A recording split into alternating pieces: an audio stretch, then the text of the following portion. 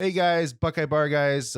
We wanted to thank you guys for tuning in to us here on Buckeye Bar Talk. Great show we got coming up today. We're really looking forward to you guys listening and watching it. But just wanted to remind everybody, just remember to subscribe to the channel, hit the all notifications bell, and that way, anytime a new show comes up, you guys will be alerted to it. And don't forget to like the video and comment on the video. All interactions with us helps us continue to grow, and we appreciate your support. Now to the show. Welcome back, everybody, to Buckeye Bar Guys here on Buckeye Bar Talk. I'm Mike. And I'm John. Tonight's date is Friday, April 22nd, 2022. And we're here to talk about this past week's spring game and a few commitments that the Buckeyes received this week. So we'll start with the commitments. Ohio State post-spring game, they got two commitments this week from hold on, I had the one. Bryson Rodgers, who is a receiver out of Florida. I forget which area, Florida. And then we got Dijon Johnson, who is a corner out of the Tampa area of Florida. So two Florida kids coming on board. Pretty exciting. I always love when we get commitments coming out of the spring game. It's kind of seemed like we possibly were going to get a third with the quarterback out of Arizona. Seemed like that that trigger could be pulled any day now. Still kind of feels that way, but I think we're in a good spot with him.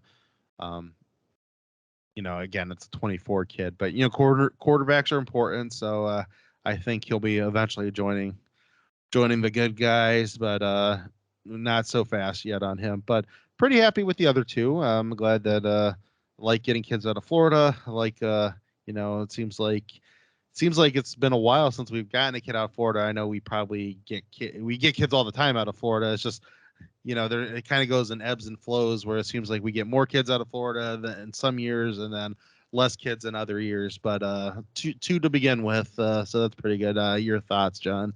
Yeah, I mean, as you're saying, it's always good to have a good footprint, in one of those major high school football states. And I realize, fans of Ohio State are typically fans of high school football, or at least follow their, local high school football. So it's nothing to take away from Ohio. Ohio is obviously a very proud high school football state. We take it very seriously over here. We have some really good programs, but doesn't have quite the same footprint as what it used to, though, with just like national, blue chip athletes coming out of Ohio. You still got a few, don't get me wrong, but Yeah. I mean, Texas, Georgia, Florida, California, still they're just littered with them. So Yeah.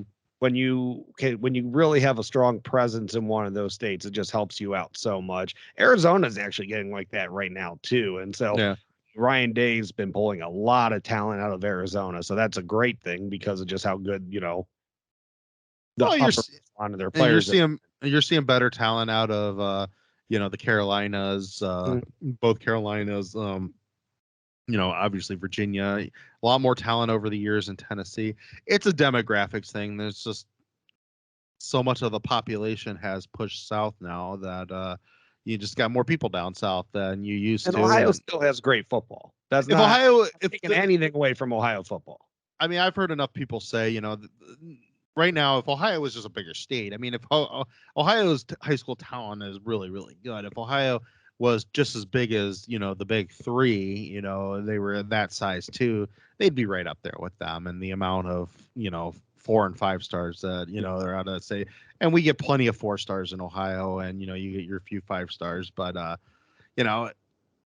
Ohio, I've always said I want Ohio State to get the best out of the best out of Ohio. If they're going to take chances on kids, I would prefer them to take a few more chances on Ohio kids if they think that if it's a toss up between a, kind of a raw 3-star kid out of Ohio and a raw 3-star kid out of somewhere else, go with the Ohio kid just because, if everything else is equal on paper, then, at least, that's that kid's state and, he's going to want to play for him. So, I mean, that's always kind of been my point of view.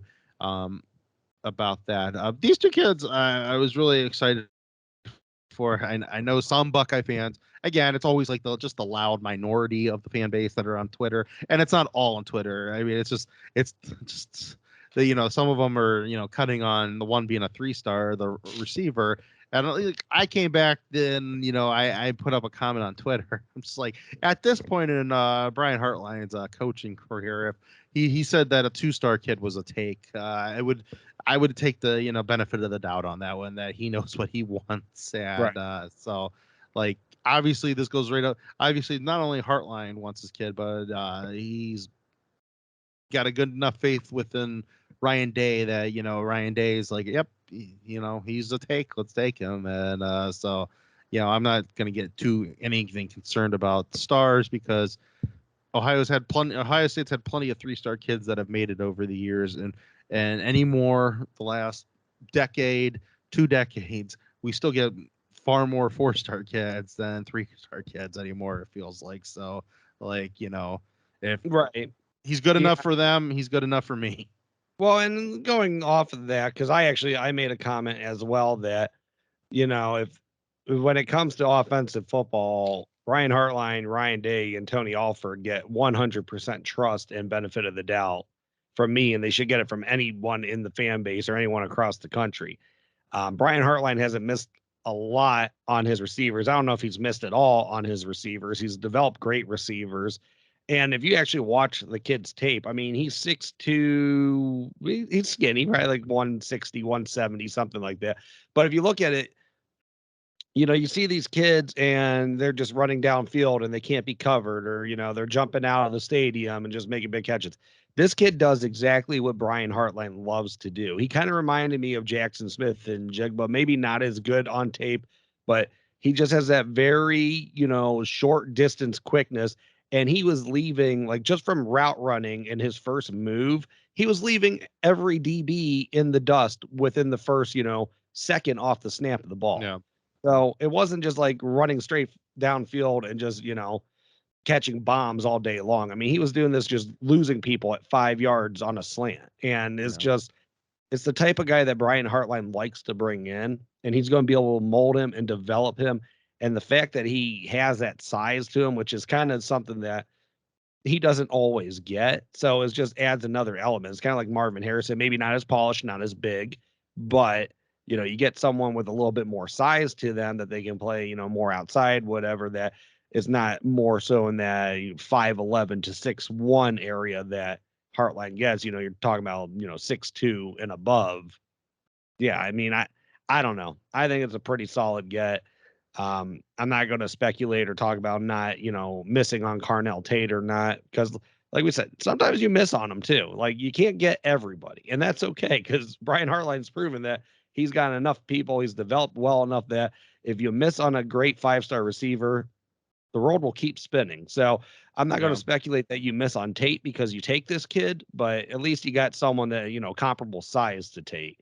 Well, I have no doubt that they're going to take 3 or 4 receivers in this class. So I mean, there's plenty of room for Well, Tate.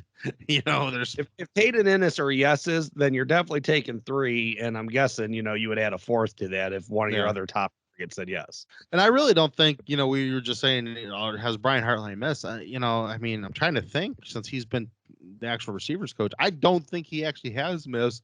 I think it's just more that some of the guys that haven't produced, he brings in 4 or 5 of these kids every year, and they just get lost on the depth chart. So I don't even know if it's not necessarily that he's missed on anybody. It's just Right. that, it's And I sometimes don't when you're building a room like that, it's just hard sometimes to get on the field. And he certainly didn't mishandle JMO or anything like that. I mean, the guy just wanted to be a number 1 somewhere. I think, to be honest with you, I think he was probably heavily recruited from Nick Saban, probably illegally, because he was still with the Buckeyes. But I think after that national title game, Saban was calling him up. I That's mean, obvious. w- w- Obviously, I'm joking on that. I mean, we can call that what that is. It's just that, you know, Olave messed that up for JMO, and I prefer Olave.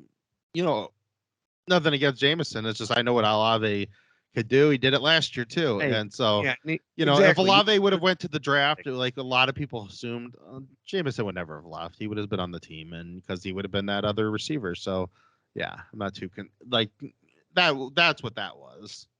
Yeah. No, absolutely. I know. But you know what? I mean, good for JMO. He bet on himself and he ended up being a star. I think Mookie Cooper was doing all right with Missouri. I'm not really 100% sure. I wasn't following him too closely. Um, are those the only two that transferred out since Hartline's been there? Yeah, but I mean, there could be somebody maybe a little. I'm not 100% sure, but I mean, I know that like those were the two big names. I know Sam Wiglett's the walk-on receiver just hit the transfer portal. Yeah. But yeah, and so yeah, I mean, the kid looks great. Watch the tape on him. Anyone that hasn't watched the tape that you're just looking at star ratings, go watch his freaking high school film. He looks amazing. I didn't get to watch much on the cornerback, but I'm assuming that's a pretty good guy. It looks seems like a lot of people knows what he's doing. Yeah, it seems like everybody was a lot of people were saying good things about it. I haven't watched any of his tape. I saw a little bit of out of Rodgers, but I didn't watch any of his. But it seems like a lot of people were pretty happy about that one. And we'll see where Rodgers goes now on star ratings. That's I've always said there's only and he came out and I feel bad that the kid had to defend himself. He comes out and talks about in the other services he's still a 4-star kid. He doesn't know why 247 knocked him down.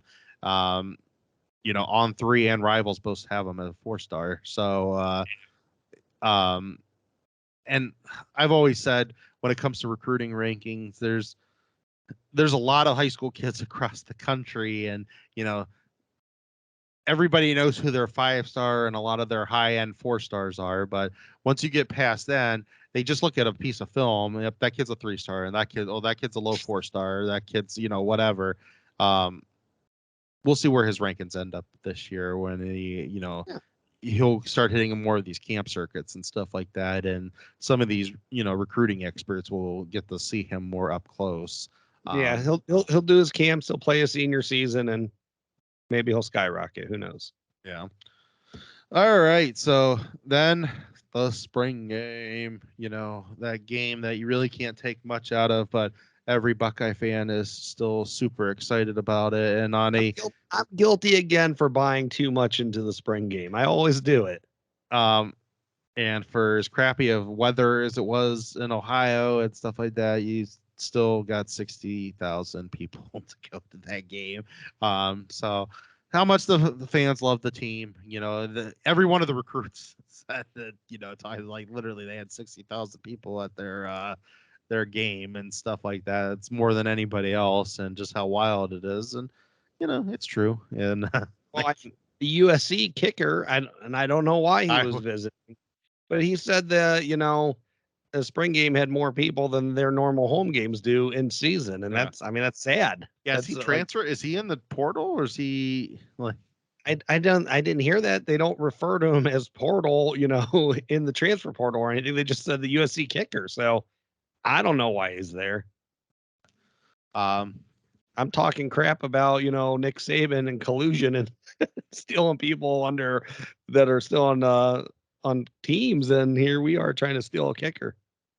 Well, I mean, not to go on a huge tangent, we'll get into the spring game here in a second, but I do love, like, every time Nick Saban goes out there, like just how about, there's a difference between him and Dabo. Both of them love to bitch about all the new rules and stuff like that, but somehow Dabo is actually living up to at least his principles, for as stupid as I think they are. Saban goes out there and says, this is bad for college football, and then now the wide receiver from Louisville is Nick Saban, though. He is not saying it's bad for all of college football. He's saying that this is going to be bad for the rest of college football because I'm going to keep winning and keep getting richer because of this. That's the difference. Is he's giving the rest of college football a warning. He's not crying because he feels like it's going to cut into his competitive edge whatsoever, which is kind of what the other guy in South Carolina is doing. Yeah. Is that he realizes that he's struck gold, and good for him. Had one of the greatest, most improbable runs in a short amount of time that you could get from a school like that. he's being stupid Watch, right now. they'll probably win the freaking national title. No, he's just being an idiot right now about not trying to get kids in the transfer portal. I mean, I think possibly Day could do a little bit more with the transfer portal, but at least if the kid fits in with what he considers fits in, he'll go at least, get him. And I think going forward, I've always said now it's like, you got to kind of keep those eyes open in the transfer portal. Like, and what's gonna be crazy, and we're gonna see it, and it's gonna be in one of these positions that it's not gonna be a quarterback, but it's gonna be one of these positions that you need to know the playbook, but you don't need to know the playbook as much as the quarterback needs to know the playbook, and you're not going to be where you think you should be come August. And some like number 2 wide receivers is going to be like at the end of fall camp for whoever's like, I'm playing for Alabama. Right. They're gonna be gone here. I think Dabo, I mean, he had so much success, and his core, he's starting to see the core of his coaches are leaving now. So he's trying to say that we're going to do it all internally because it was a family before. I think he's going to realize real quick though that, if you want to continue to be successful, you got to make successful moves. You can't just say, "Oh, we're keeping all in Clemson." You got to go out and make splash hires. And you get 2 national titles within a 10-year frame. It's actually much less than that. I mean, what's it? It's actually 3-year frame that he got his 2 titles and pretty much was in the playoffs every other year. I mean, he still has that benefit of the doubt of a couple years that if, it doesn't work being everything internal, that he can go make some big splash hires and be fine. I just don't know. I don't know if Clemson, if that's enough to draw people there. I mean, Venables, let's face it, Brett Venables took a couple ass kickings in national title games and was kind of not looked at as a genius anymore. And that was kind of like a second life for him. Yeah. And then he went to Oklahoma. Yeah. The one thing I will say about him, about Dabo, is just that, you are coaching in the South. You've given this school now you gave them some success, and they might not be SEC, but they are competing against the SEC and everything else. Right. You're competing for players, you're competing for, everything down there. You're competing for eyeballs. So yeah, we'll see how many years they give him if he kind of starts sliding. And I'm not saying sliding like having Rich Rodriguez. I mean, the guy could go 9-3 a couple straight years here, and he could be on a hot seat down there because it's just, I mean, look what Auburn has done. I mean, look what a lot of SEC schools have done. And I mean, once you start getting that taste down there, football is very, in the Southeast, football is the lifeblood for a lot of those states. And you're competing against all of them for players, for eyeballs, for everything. I mean, but in the same stretch, I mean, and again, we'll get to Ohio State, spring game here in a second. Dabo, though, last year, like in no way do I think his team was, they had a good defense, but in no way do I think his team was good enough to like win a national title, anything like that, because they didn't click offense. I mean, for as good as the players they had on offense, their offense was god awful. So that's definitely something they need to get fixed. But like, how close was Clemson last year from being, 4-8, or how close was Clemson to being 12-0 in the regular season? Like, it was just baffling. Like, their defense was everything. They were like the 0-2 Buckeyes that just didn't get all the bounces. But I mean, obviously, I think the 0-2 Buckeyes would have handled that Clemson team last year. But you know what I'm saying? It's like, yeah, they weren't good, but also at the same time, they really, were they 3 losses bad? Should they actually have been 8 losses bad? I don't know. I mean, they were just kind of all over the place. They got to get that offense fixed.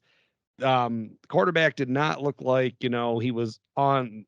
Well, I saw one clip. I'm not going to say he didn't look like he improved at all in the spring game. From the one clip I saw, his accuracy still seems like an issue. Yeah. All right. Our spring game. Yes. So we're going to start with defense, just because, again, everything right now is just a lot of things are revolving around the defense. I mean, I know some of the, our rivals, some people throw out there, their defense still looks bad and stuff like that. Personally, I didn't see it. Buckeye homer. I get it. All that stuff. I thought the first team defense looked okay against our first team offense, but, our first team offense, I would still say is the there is not any offense. Maybe there's maybe one or two offenses that can compare, but barely any. I mean, that's day in, day out. That's going to be the best offense you're going against in the country, especially on your schedule. Until possibly you get to the playoffs, you might play a comparable offense. But even then, I don't know if so much is going to come down to this defense, whether they can win a national title. If the defense is improved, I don't know if any of these offenses are as good as our offense. So I'm still saying you need top 30 defense to really be a legitimate national title contender. I think, yeah, that's true. But from what I saw the other day is I think this team's going to they could very easily be a top 20 defense, possibly better. I saw a lot of things that I liked. I mean, for just being a spring game, the biggest thing I will say that I liked the most is that there just wasn't a lot of guys running free. I mean, receivers were getting yards, running backs were getting yards, but guys were there to tackle them. That was one of the biggest issues last year. You just have guys in their places and not giving up a crap ton of yards. You're going to force punts, more punts than it seemed like they could force at different times last year. And, possibly some turnovers. And, Jim Knowles seems like, his big thing is that, kind of turnovers, that's kind of his last thing that he wants. I mean, he wants them, but it's more about, get 3 and outs, get sacks, put pressure on the quarterback, confuse the quarterback, and then get off the field and just give the ball back to your offense and let them do their thing. He'll gladly take turnovers. I think there's going to be plenty of turnovers. They're going to be out there, but I just like that in particular, that they just seem like they were there to make the play. And that's the biggest. If they just improve on that, then I think they are in a much, much better position than they were last year defensively. Well, I mean, they ran a lot of different looks post snap out of their base defense. Nothing crazy. I mean, it's not like they were blitzing or anything. You don't do that in a spring game, but they ran a lot of different stuff post snap. And like you said, they were always there, though. It wasn't like they ran something and, like a drop 8 or something, people didn't know where they were supposed to be, or cover 4 against a cover 2 and people didn't know where they were supposed to be. So, I mean, regardless of what they were doing out of that base defense post snap, at least they still had guys there. It didn't seem like there was going to be, all those catches were pretty much contended. So it seems like, I mean, they'll be fine, keep working at it, keep perfecting it, and you'll be good once the season starts. Shoot, I had somewhere I wanted to go with all this, but it has escaped me. But I mean, I was impressed with the defense. I thought on all levels. I still think you need to see more out of the linebackers, but that's just because you didn't get to see a lot out of the linebackers. Yeah. It was nothing against them. I don't think they were playing poorly or anything like that. I think they were getting good pressure on Stroud. I thought, Eichenberg played great. Yeah, I think it looks like he's going to keep, taking what he looked like at the end of the season last year and pushing forward with it. I like where they're at with safety depth right now. The corner depth's it's a little nerve-wracking, even though they have really good corners, I think. It's just, the depths, I don't really like where the depth's at necessarily. But, you can't really do much about that at this point. About Mitchell Milton? I haven't heard anything new about him, so I don't know. Probably not a good sign. I didn't hear anything either, but, man, he looked good for the couple plays that he was in that game. Yeah.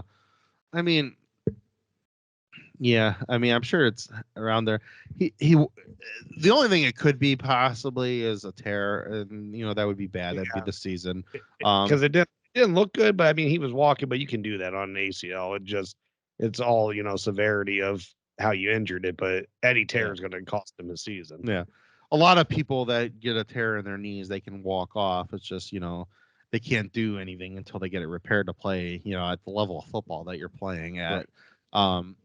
But the one thing I think is going to be really, though, it's going to help that back seven just immensely is I think their defensive line is just going to be ferocious this year. And, I saw some things I liked from that senior line. But we talked about this a couple weeks ago. Like I'm like kind of to the point, and I think I'm like really there now that I think that especially those two defensive ends, Sawyer and JTT Tuamala, I think they should be the starters. And they got more moves. I mean, they're better defensive ends. I think Zach Harrison is an amazing run stopping defensive end. And maybe I should phrase it. I don't even know if they should be the starters because I don't think it really matters on this defensive line that they're going to want to try to run 8-10 deep to begin with. But I think they get the lion's share of the snaps. I think they should get the bulk of it. They should get whatever that majority is, whether it's 60% of the snaps, 40% of the snaps, and the next two groups get 30% of the snaps each. I don't care whatever that cutoff is, they need to be at the higher point of it. And it's just, I just think they're the difference makers. And I just think, I like Harrison a lot. I liked Baptiste a lot. I like Friday a lot, but I just at their second year on the team, their ceilings are just so much higher. And that, and you can kind of tell where, just having an off season with Mick now, I mean, they both look bigger, they both look faster, and it's crazy to think about, especially when you think about Tuamala, how many times he got at the quarterback last year, and Sawyer had his moments, but I just think they're game wreckers, and right? Like Sawyer needed to beef up. I mean, he needed to bulk up a lot, and he did. Yeah, so I think these guys are going to make such a impact, and that's just going to help everybody behind them, and because you take a second away from the quarterback, and because he's got somebody breathing down his neck, and you already know from what you read from about Knowles and stuff, the two things he loves to do, he loves pressure and he loves fake pressure. So he's going to run a lot of blitz and he's going to run in a lot of fake blitzes, and he moves guys around a lot. So any little thing that's just going to take that quarterback's mind just a second longer to make a decision on something. And what is that? That's doing different things in your blitz packages and having two defensive ends that are going to could possibly rip your head off at any moment. So I think there's a lot of things. There's a lot of advantages there, and I think now that from what I saw now in game film from the other day is that it's time. Like I said, if you want Harrison and Baptiste to be the starters because you're trying to save face a little bit or whatever, and they're deserving too. They're really good kids, but I just think whatever that breakdown is, so the two that need to have the majority of the snaps or the plurality of the snaps, however you want to call it, it needs to be those two, Sawyer and Tuamala. Yeah, I mean, I can't agree more with you. And the thing is, I mean, either way you want to shake that up. If you want JT Tuamala and then Zach Harrison behind him, or vice versa, that's fine, man. Let whichever one's getting the bulk of the snaps, let them get the body blows on those tackles, and let them go after them. But I think. And then the other one will just clean up once they finally get in, get a tackle a little bit tired, and then bring one of those other guys in fresh, and they'll be monsters going against them. But I just think that, you got two of probably the best ends in the country. You need to have them both on the field the majority of the And even if you got Sawyer standing up in the jack position, I mean, on those third and longs and stuff like that, kind of go back to our Rushman stuff. Put Harrison down, and maybe, and then put one of your big nose guys, a Hall, maybe even a Tyleek, put one of your big guys in a nose to get a rush from somebody that can get off the ball. And Ty Hamilton looked really good at nose tackle. Yeah, and then you can get JTT and you can get Sawyer on the outsides. And Sawyer, you can move around all over the line. I mean, that's going to be very interesting because you saw it a little bit in the spring game where they were moving Sawyer around a little bit to where he was kind of in the middle at times. He was on the outside at times. And I think that jack position is going to be really interesting with that stuff because, like, when now you can, not only could you have a guy like that on one of your tackles, he could be in the middle, stacked up behind a nose tackle or a three-tech tackle, and be rushing one of your guards too, and make those guards make a decision. You got a big-time rusher coming up the middle, and you can still run possibly a blitz behind that, like right. No, I mean, possibilities are endless. I think the senior line is a good line. I mean, Taron Vincent, Jaron Cage, of course, we've talked about Baptiste, Friday, Zach Harrison, assuming Friday comes in healthy and everything. I think it's a good line. Don't get me wrong, but It's just the sophomores are a better line. Yeah. And like I I said, mean, any combination of Ty Hamilton or Mike Hall as your nose tackle, Tyleek Williams, and those two kids on the end, I think they were more productive. I think they should get more snaps. And I mean, I don't know. I don't know if it ends up that way against Notre Dame, but if they're proving they're the better unit, I think they deserve to play more. yeah, I definitely agree. And I think, like we've talked about, LJ is going to want to go 8 deep. Knowles is going to want to go 8 deep. That's where you get a lot of guys in, and they got a lot of guys there. So, like, even if they did. Yeah, they got tons of guys there. I mean, it's going to be a full rotation. It's not, like Zach Harrison's not going to like not see the field. Like he's going to get plenty of playing time. Yeah. And he deserves it. He's a good player. Just Jack Sawyer might be better. And I think with Tuamala and Sawyer, if they get even more snaps, like I think that's just more things you can do with Harrison. Like you could bring him in at tackle, you can bring him in at end, like maybe every now and then you could stand him up. I mean, there's wild things you could do with him now too. And I just think, they're gonna just try to find those guys that they can mix and match in there. I think the whole thing we've heard about it the whole spring. We saw this last week. I think the most guys that they can get that can play multiple positions. It's not about rotating. I mean, on the defensive line, it is a lot about rotating, but I think a lot of those guys on the defensive line, they're going to want to be like, I think it's those guys are even if they could play a little bit of N and maybe 3 technique, guys like that are more beneficial to the rotation. And, Sawyer being able to play with his hands in the ground and up in the jack, that's beneficial. And it's going to be the same with linebackers, the guys that can play multiple linebacker positions and the guys that can play maybe a couple of the safety positions and possibly even a smaller linebacker. Those guys all are, I think that's kind of where they're going to look for, having a lot of depth out there. That's not necessarily like we're going to try to rotate 6 linebackers in like they did last year. It's going to be like, I got 4 linebackers that can play multiple linebacker positions. So that's how we're going to rotate them. And I kind of think that's how this is right now. And, I'm really looking forward to now we're really seeing it going forward because I did like what I saw, in the spring game. They were just everywhere they needed to be. I loved the pressure. I loved, seeing them being right with the receivers when they threw the ball, hitting guys, and knowing the fact that, Mayan Williams knocked a few of them over. They're not going to play many Mayan Williamses this year. So right. That's just going to help them. Yeah, absolutely. I mean, I thought the defense did well. Burke and Jordan Hancock are going to be freaking stars this year. Yeah. You know who I was really surprised with just the playing time he got, how fast he looked and just how comfortable Josh Proctor, man.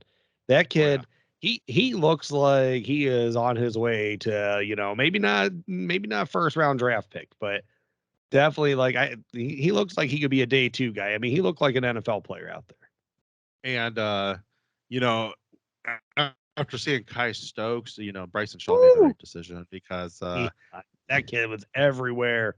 Like that kid's in the rotation now. I think that kid is breaking up passes, making hits. He was everywhere. So they have a lot of different things they're gonna between those 3 safety positions.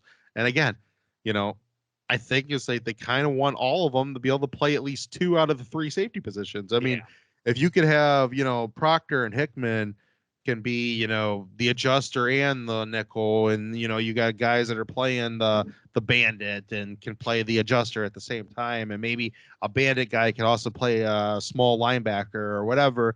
I just think that there's going to be there's all kinds of different things that they can do, and I like that because you're not trying to rotate 8 guys into your secondary throughout a whole game. You're I have 6 guys, and but they can all play kind of like multiple positions. And right. So. And that's like, you hope Court Williams comes back healthy and he can continue progressing. I mean, I don't know how far, Lathan Ransom's I don't know when he'll be back. I mean, seems like the timeline is for the start of the season, but you don't know, what the time he's missing, what he'll contribute this year or not. Cam Martinez, he's you got a ton of depth, and just for 3 safety spots, like if Proctor comes back, or not Proctor, if Court gets in there healthy and stuff, and Proctor stays healthy, like I'm thinking between, Proctor, Hickman, McAllister, Williams, and Kai Stokes now, like those 5 guys can be very nasty in those 3 positions. That's like I mean, I know, maybe you don't have the corners for it, but that's kind of like your own Legion of Boom right there, man. Because some of those guys, I don't know if Tanner McAllister is really known for, coming up with the big hits, but seems like Stokes can. And I know Hickman and Court, they're not afraid to mix it up, and Josh Proctor will absolutely run you over. You know who's not afraid to, mix it up? Neither is Hancock. I mean, he came up and made some big sticks. Yeah, that's true. Like that Burke, I mean, he's another year older. I'm interested to see how that all plays out, because I think Cam Brown's still really good. I think Jordan Hancock, though, but Burke looks so good, man, especially against those receivers that the Ohio State has. I don't know who's going to keep him off the field. I don't know if Jordan Hancock doesn't get more snaps than Cam Brown when it all plays out. I don't want to speculate, because Cam Brown's really good. I've heard some guys in our media, and I'm not saying, some of the media guys, they know a lot, they're there all the time. But like when I heard some of the guys were saying that you got Cam Brown on one side and then it's going to be between Burke and Hancock on the other, I'd be like, man, when Burke, I mean, I get it. It's a whole new defensive coaching staff, and he has to kind of prove himself again. But, he proved himself last year to me, being like, that was always the shutdown. That was the shutdown side for most of the and he didn't look like he was taking a step back, at least in this spring game. So yeah, so I'm like, to me, it's more like Hancock against Brown. And again, it kind of gets back to that one position. I like Cam Brown a lot. I think it's valuable to have a third, possibly a fourth corner that you can rotate into games. It's not just for depth. Right. It's rotating guys. And there's going to be situations where maybe your nickelback is more of a true cornerback and not the third safety. So, I'm fine with all that. But I'm just thinking, if Hancock has the higher ceiling, and I know it's just a spring game, but I liked a lot of things out of him that I don't know if I necessarily always see from Cam Brown. I like how he came up to go after a couple of those, running plays to make some sticks. I mean, I think Cam Brown does fine with that stuff. I think Cam Brown's biggest issue has just been staying healthy. Just all it is. I mean, I think he's a great cover corner, and I don't think he's has any issue coming up and mixing it up with people. I don't know. Hancock might be better. And like what you're saying, if he does have the higher ceiling, if he is better, or even if all things are equal, do you want more snaps going? If he's not a liability in any way, do you want more snaps going to the guy that, he's going to be there again the following year? Yeah, you're getting at least another year out of him and another year out of Burke. So it's like, are you possibly making the best cornerback tandem that, possibly college football has seen in a while? And, because I think Hancock could be that guy. So, and that's nothing against Cam Brown. He is a very valuable player this year as a third corner. You're going to rotate the third corner in. He'll give some, breaks to the other two, but should your main two corners be Burke and Hancock? I mean, I think it's a really good argument. We'll see though. I don't think, Cam Brown, I'm not sure Hancock's better than Cam Brown today. So I gotta see more. Yeah, fair enough. That one's up in the air. I feel a lot better about the assessment on the defensive line that the younger guys might have surpassed the older guys than I would saying that Jordan Hancock is better than Cam Brown. I do think Denzel Burke's the best of the lot right now. He's not getting off the field. I mean, people could say what they want, but I mean, he was lights out last year as a freshman, and he looked really good at the spring game. I don't see where he's going backwards. So, I mean, he was the best corner in the field last year. So, I mean, what? Penn State, Jahan Dotson didn't even catch the ball until they started moving him around all over the place. Yeah. And, I mean, he did good against that Bell from Purdue. He did pretty good against. I mean, his worst game was against Michigan, and he didn't even really have. I mean, it wasn't on him what the defense was. He fell. He slipped once, and the guy got behind him. I mean, it's still the. Yeah, it happens. And what I like about Knowles' defense is what I'm seeing, like he's going to be aggressive, and he kind of just from reading between the lines and kind of seeing what we saw. I think he's I mean, maybe this is a bold statement. I don't know, but I really think he's going to end up being our most probably aggressive defensive coordinator since, D'Antonio. Way back. Maybe Package back. too. And and Heacock and Fickle, they were aggressive where they had to be aggressive, and theirs was more. They were less aggressive in the middle of the field and then very aggressive on either ends of the field. But no, I think he's going to be much more aggressive, and with our offense, 100% fine with that. If you could be as aggressive as you want, because you're going to give the ball back, even if they score right away. There's not going to be. Nobody's going to beat them. First of all, I don't think anybody's going to be able to get into a shootout with them to even get to that level. So if you give up 2 easy touchdowns in a game because you're playing really aggressive, that's fine. That just means our offense is getting the ball right away. All right, give me. So before we transition to offense, do you have more to say about the defense? Give me a defensive MVP for the game.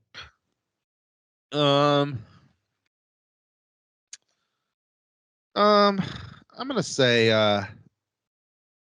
kind of between Proctor and Sawyer. I'm gonna say Sawyer. I think I really liked what I mean, I liked what I saw at Tuamala too, but I'll go with Sawyer. I really like seeing what he looks like right now. He was probably my MVP last year too.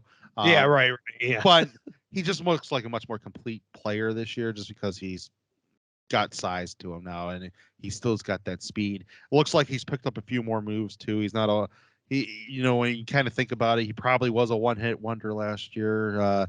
He tried to just kind of run around guys to the outside. He seems like he can bull rush people this year. Maybe nowhere near as good as Tuamala can, but I love some of those inside spin moves and him that coming inside shoulder spin, man, and coming inside too, cool. coming down without the spin. I liked both of those, and I think he could be very deadly and with multiple moves. Plus, you're moving him going to be moving him in different spots on the line to begin with. So I think what I saw from him, that I would give it to him. Give me rookie MVP, and this could be. I mean, it could be a sophomore that just didn't play a lot last year. So Hancock, he's in play here. Yeah, but freshmen or sophomores that didn't get a lot of playing time. I'm trying to think, because it seems like we had so many young guys last year that did get a lot of playing time. I mean, I guess I'm gonna say Kai Stokes, just because. Yeah, you have to, right? Like he just literally seemed like everywhere. And if it wasn't gonna be him, it was gonna be Hancock, just because I think he was probably everywhere too. It seemed like I liked him in coverage. He seemed like he was right with his receivers all the time. But everybody else, like, you can't say Sawyer or Tuamala. They played a lot last year. So did Hall and right. I know, yeah. So like. Gotta be. I mean, it's gotta be. It would either be Jordan Hancock or Kai Stokes. I think. I mean, those are the only real answers there. All right, last one. Defensive player that you were pleasantly surprised by. I'm trying to think. It's been so many days now since I saw it. I'm trying to think. I know. We meant to do this earlier in the week. There was one that really stood out to me that hadn't really done a lot in his career with Ohio State. All right, you go with it. I mean, I'm just Noah Potter. Oh God, yes. And I mentioned him a bunch of times there. I'm like, who's 97? I don't think the line he was going against was the best. So that obviously shows, where one line has progressed compared to what the other line's depth has progressed. But he looked great, man. I mean, that's kind of one of those things. And I don't want to ever say someone's going to the transfer portal. I have no reason to believe he would go in the transfer portal, but that's kind of like one of those things that's like teams could look at and be like, wow, this kid's actually pretty good. And then he could transfer out of here. I know there's a lot of tackles on the team right now. If they can get to a 9 or 10 man rotation, I think he's number 9. I think he's gonna, I think he possibly could be 8. I don't know. Cause he's bulked up a lot. I think in run plays, he could play an end at different times. And I think, in passing downs, he could play a tackle, a 3-tack. So, I think he could possibly get into the rotation there. I feel comfortable with him giving plays in minutes, getting some guys some breathers. Yeah, me too. No, I agree with that one. You're correct on the rookies. It's not really. It's between those two. So who's your defensive MVP? Who would you go with? Denzel Burke, I think. I like Burke. He did a really nice. I mean, he did a really nice job against good. I mean, we got great receivers. Yeah. Yeah. Yeah. No, I agree with Burke on that one too. I mean, I think I liked Proctor too. That's why I was probably more towards Sawyer and Proctor. Sawyer not being 100% healthy, I mean, he was just everywhere, and I'm just like, man, that guy stays healthy and he's ready to go come Notre Dame. Like, he don't get hurt. Like, you're gonna see a number one safety next year. Come on, Yeah. like, Right. And that's like, yeah, I mean, I agree with that. Denzel Burke, I think he's so good. I'm just so confident with him. And then, of course, Kai Stokes, I have to agree with you on that. I mean, that kid was just everywhere. And, a real tough top ended talent in front of him right now, because I know they talk about our safety depth, but the talent that is starting or in the two deep are really good. So I don't know how much playing time he'll get in meaningful football this year, but he showed me that, if he does, he'll be all right. That he might have some growing pains, but he'll be all right. I think before long, he's going to be he's going to carry on a tradition of a great Ohio State safeties. yeah. So I'm trying to think. All right, offensive. Let's hit the offense here. Running game looked great. That's the biggest takeaway I took from it. It's like, I think if they really get the running game going this year, they're just going to be so unpredictable because without Trey Henderson, running game looked great. Yeah, like I liked what I saw from Pryor. I loved what I saw from Hyan, and and from everything I'm reading, Trey didn't get hurt. They only had him in the one series. It kind of seems like they're. I mean, if you read between the lines, like he's the starter going into the season, which I think he is. I mean, so and I think that's what I said is they knew hitting was going to be starting after that first or second series, that he doesn't need to take those hits. Yeah, because I think that they're going to be able to, I don't want the only thing I don't want them to do is I don't want them.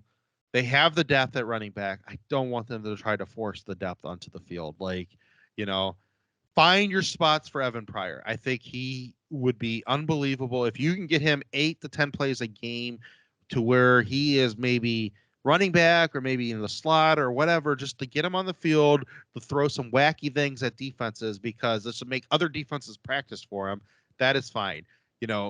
Trey and do we call that the Curtis Samuel role? Do we call that the former Florida Evan wide Pryor receiver role? I don't. Yeah, no, it's not even that. It's just because he can line up under center too, or under the center too, like in the backfield. But I don't want them to try to we're going to give Trey 35% of the plays, and we're going to give Mayan, whatever, and then Pryor's going to come in for this. Yeah. Get Pryor in there for some looks that where he could do some crazy freaking things with and show his speed off, and make every defense after every week have to be like, we have to be aware when Evan Pryor's in the game. And then after that, Trey Henderson and Mayan Williams are your 1-2 punch, and you let them just kill teams with that. Thunder. There was times last year that Henderson, they had to use him as a pass catcher out of the backfield to bail them out when things weren't really going well, and you knew he could get a quick strike. I mean, we saw game 1 against Minnesota, and we saw at the end of the year against Michigan. I think Evan Pryor could easily fill that type of role, though, where it's like, okay, let's mix this guy in to get him a toss out of the backfield, just quick, a nice little throw to him, see what he can do, and watch him go, 30 plus yards or whatever with it.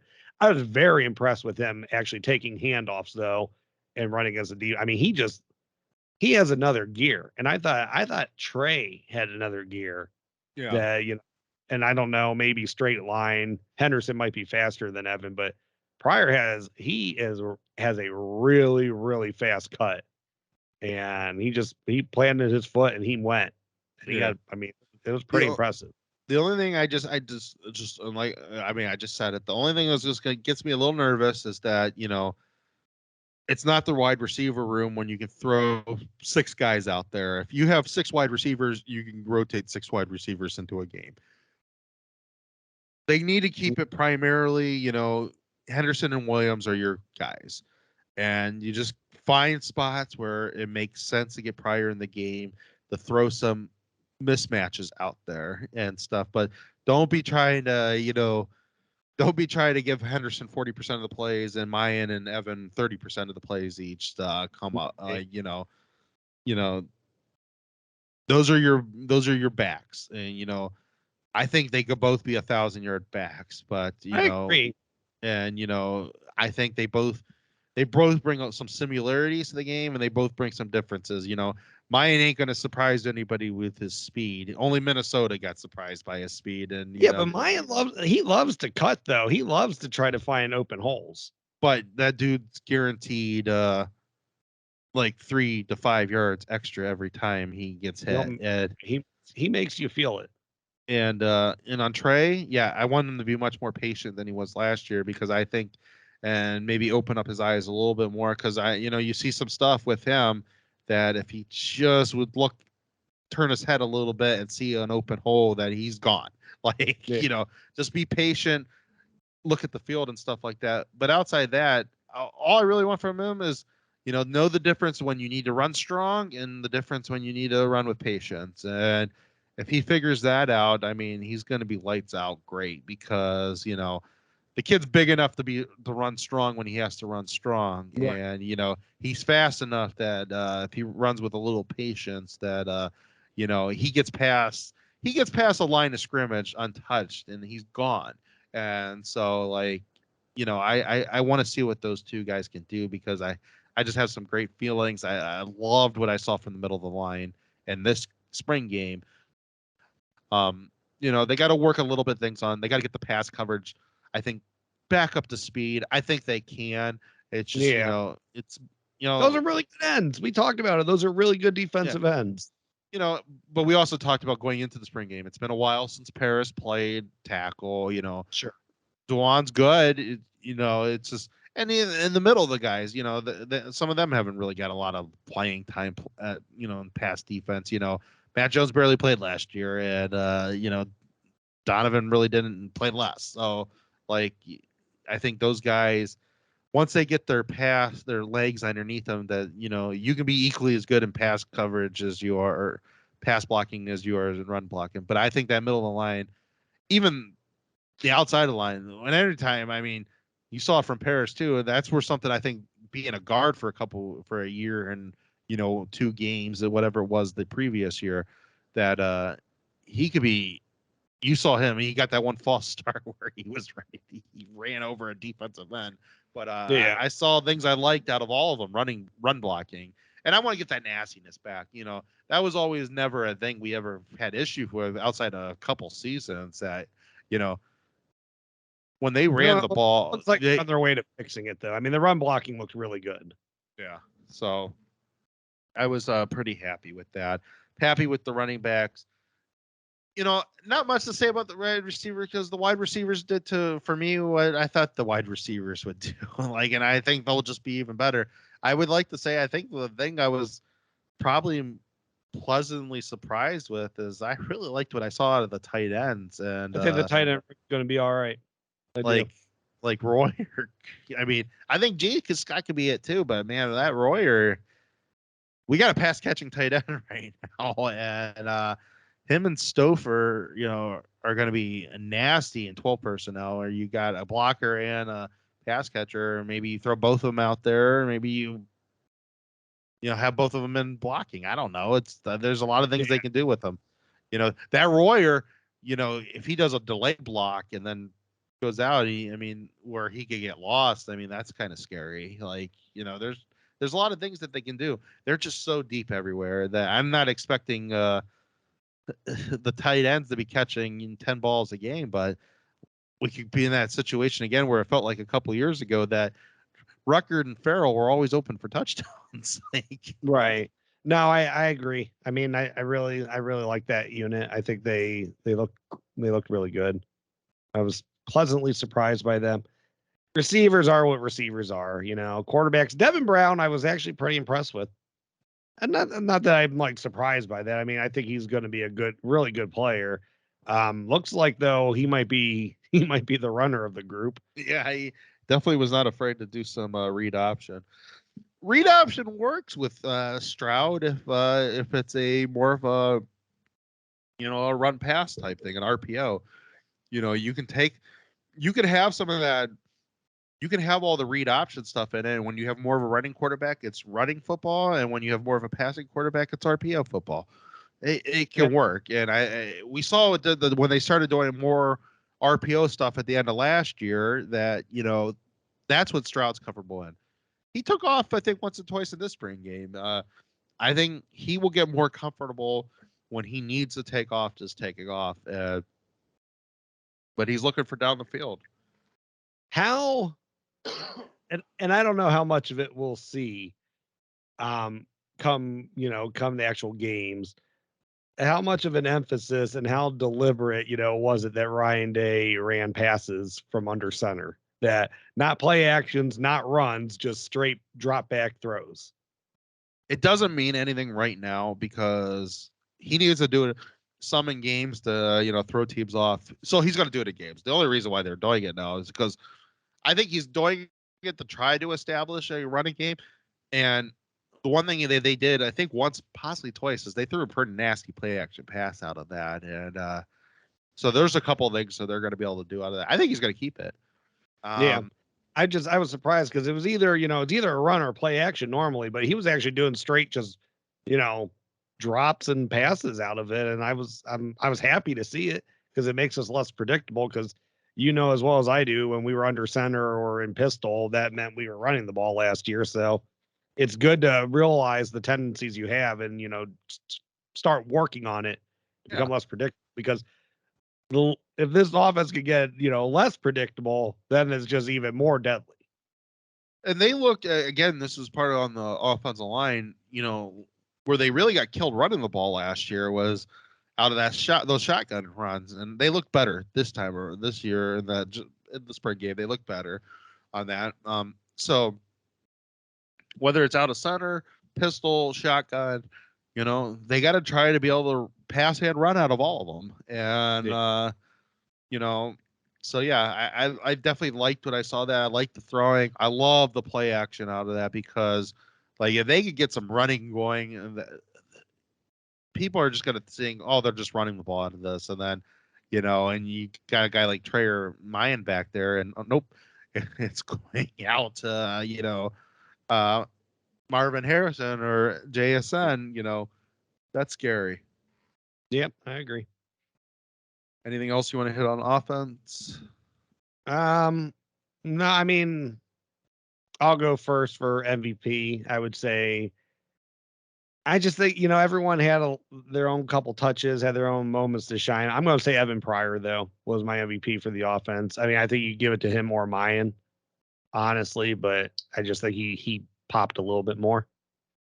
I can't really pick one because I saw because I didn't like focus fully on them, but I'm gonna say the entire interior of the offensive line. I liked what I saw out of them with one they were running the ball. I think young guy, so rookie outbreak performance. I'm actually gonna give it to two. I don't really know if either one did anything that much. But I think both Kyan Graves and Caleb Burton really impressed me with his ability to get behind the, defense. I think Devin Brown had a couple, poor throws to him that get cleaned up. Whatever. It's a spring game. Kids for a spring game. I'm not worried about that. But I was very impressed with Caleb Burton just getting behind the defense. Yeah.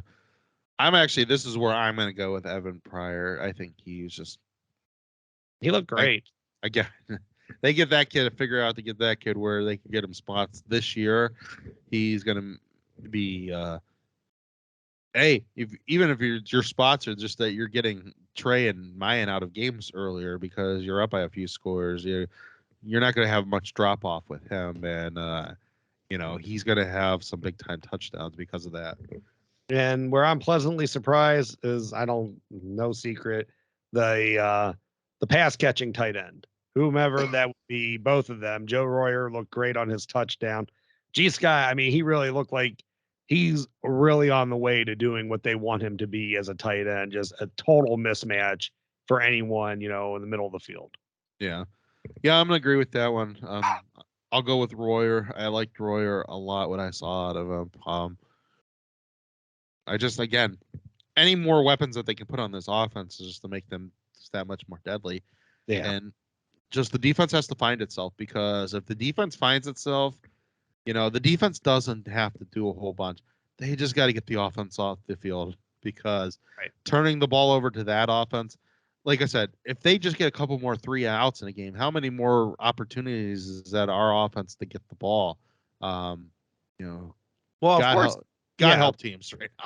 Of course, you want the punt, 3 and out, punt or turnover, whatever it may be. But, changing 6 or 7 into 3 that would be huge also. Just getting wins like that for the offense is what they need to do.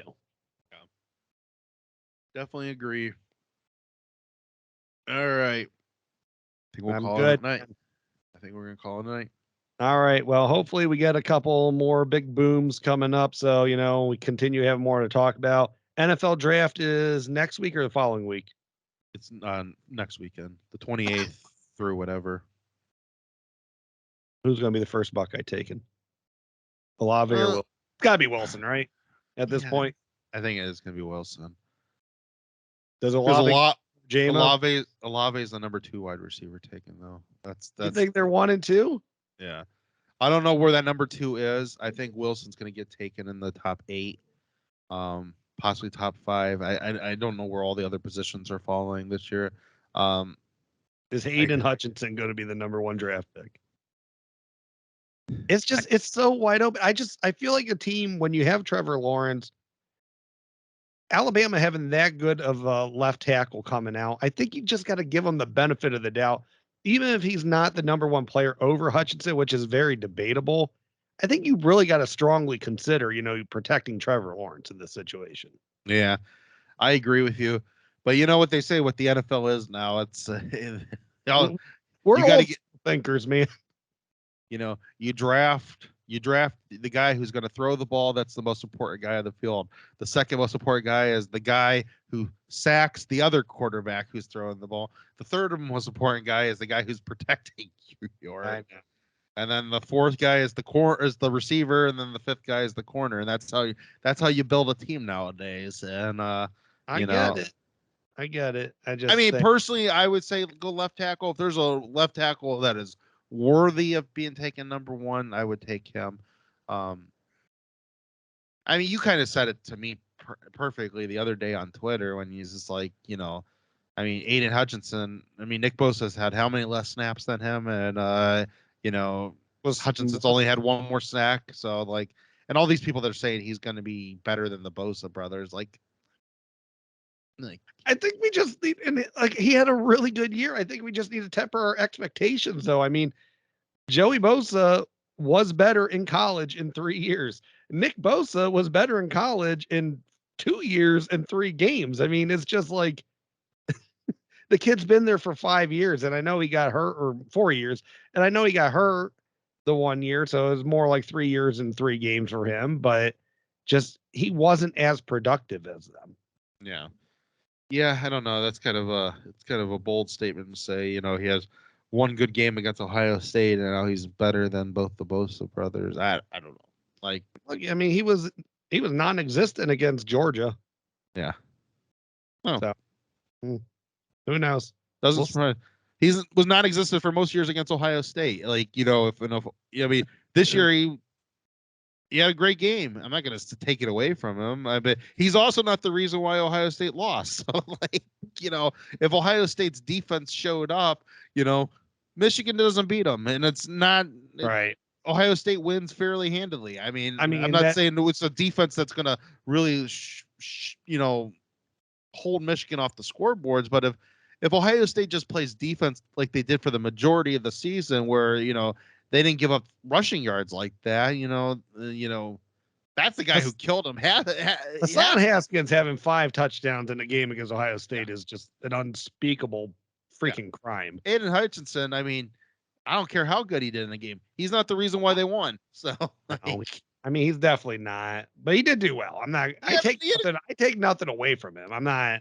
He had a great game, but he could have still had a great game. And if Ohio State's defense only gives Haskins 2 touchdowns, and Right.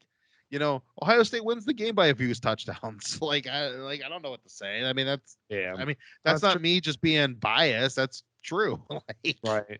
I mean, if Ohio State, if they just stop the run how they have for years, I mean, that was so even out of character for last season. I mean, they just got ran over. I mean, Oregon didn't run them over. They hit on a lot of stuff that was misdirection, and it was just like Ohio were so undisciplined. They didn't have numbers where they were supposed to. And a lot of what happened with Michigan was the same crap. I mean, it was just got so out leveraged on different sides of the field, but that was just so out of character from the Ohio State we've seen for how many years, just getting run over like that. Yeah. All right. Well, I mean, we could do a whole show on the Michigan loss. And I could do another 2 hours probably about how pissed off I am still about that game. Well, so hey, if we need to move on.